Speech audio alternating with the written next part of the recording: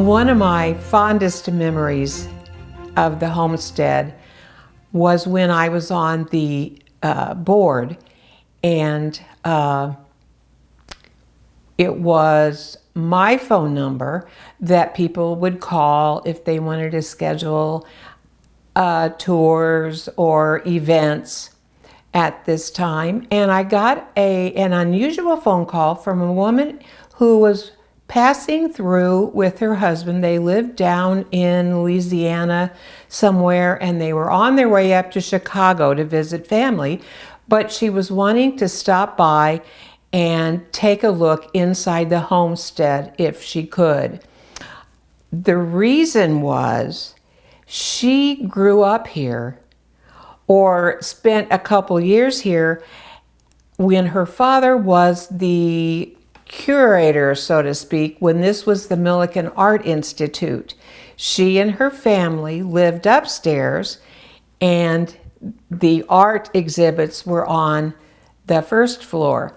And she had such fun going through the home, pointing out areas where, oh, I remember this. I learned to skate up and down this main hall. My parents' bedroom was in what we call Mr. and Mrs. Millikin's bedroom. That's where her parents were. The room next to that was her mother's sewing room. And when we went back towards the history room, that we call it right now, there is a bathroom right next to that. And she poked her head in and she said, "This was my bedroom. This is where I slept." And as we walked on down the hall, we were getting ready to leave, and she looked into the bathroom that is at the top of the stairway, and she started giggling. And she said, "You haven't changed the toilet seat, have you?" And I said, "Well, not that I'm aware of." It was a wooden one, which necessarily didn't mean that it was old. I mean, a lot of people have put wooden seats on their toilets, but she said, "This one still has a crack.